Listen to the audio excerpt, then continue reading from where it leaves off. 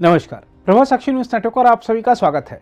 विपक्षी गठबंधन की ओर से कई नेता प्रधानमंत्री पद का उम्मीदवार बनने को आतुर तो दिख रहे हैं, लेकिन इस पद की गरिमा और सम्मान का उन्हें जरा भी ख्याल नहीं है। प्रधानमंत्री पद की उम्मीदवारी हासिल करने के लिए प्रधानमंत्री नरेंद्र मोदी को अपशब्द बोलने का ऐसा सिलसिला शुरू हुआ है जो कि दिन पर दिन लोकतंत्र को शर्मसार कर रहा है। देखा जाए तो प्रधानमंत्री को अपशब्द बोलने के अभियान का नेतृत्व कांग्रेस नेता राहुल गांधी कर रहे हैं। प्रधानमंत्री बनने के लिए देश को जातिवाद की आग में झोंक देने को आतुर दिख रहे राहुल गांधी की नज़र में पीएम का मतलब है पनौती मोदी।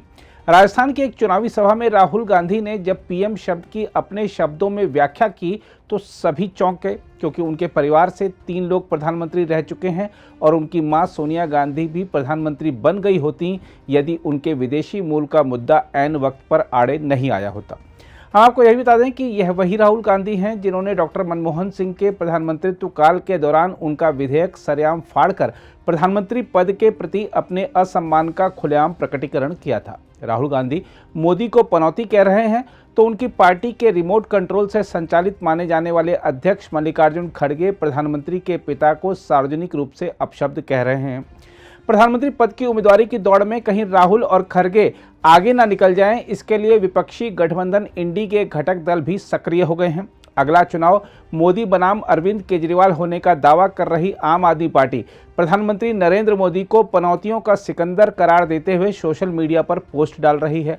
यह सब देख प्रधानमंत्री पद पाने का सपना काफ़ी अरसे से पाले हुए बैठी ममता बनर्जी भी सक्रिय हो गई हैं और बीजेपी तथा प्रधानमंत्री पर हमला करते हुए उन्होंने कहा है कि भारतीय टीम ने इतना अच्छा खेला कि उन्होंने विश्व कप में सभी मैच जीते, सिवाय उस मैच को छोड़कर जिसमें पापी लोगों ने भाग लिया था। जाहिर है, जब विपक्षी पार्टियों के बड़े नेता प्रधानमंत्री के खिलाफ ऐसे उद्गार व्यक्त कर रहे हैं तो उनके कार्यकर्ता और भी आगे जाकर टिप्पणियां करेंगे। इसलिए आप सोशल मीडिया के किसी भी मंच पर चले जाइए, प्रधानमंत्री के खिलाफ अमर्यादित बातें कहने के अभियान का असर आपको वहां पर साफ दिख जाएगा। देखा जाए तो लोकतंत्र में इस बात में कुछ गलत नहीं है कि कोई राजनीतिज्ञ किसी अन्य राजनीतिज्ञ की नीति और विचारधारा से सहमत नहीं हो और उस आधार पर उसे नापसंद करे और उसका विरोध करे, लेकिन देश के प्रधानमंत्री पद पर जो व्यक्ति बैठा है उसके खिलाफ अमर्यादित बातें कहना सर्वथा अनुचित है। यदि प्रधानमंत्री के खिलाफ विरोध भी प्रकट करना है तो उसे ससम्मान किया जाना चाहिए। इसके अलावा जिस तरह प्रधानमंत्री के गृह राज्य गुजरात को निशाना बनाया जा रहा है वह तो और भी गलत है।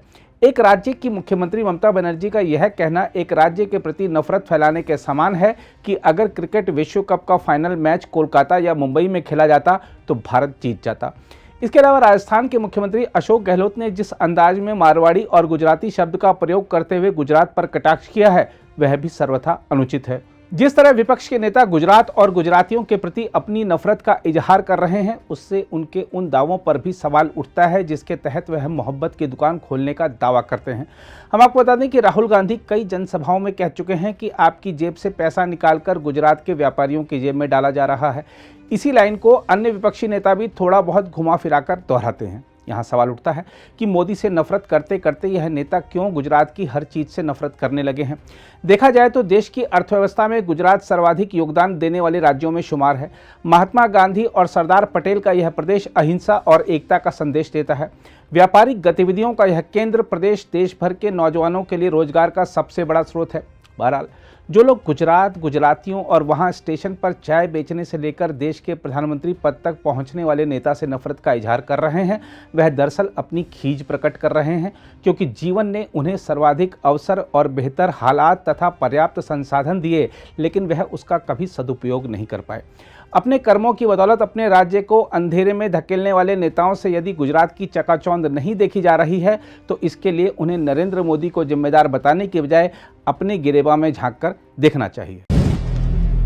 अगर आप भी लेना चाहते हैं देश दुनिया की तमाम जानकारी तो आज ही सब्सक्राइब करें हमारे चैनल को।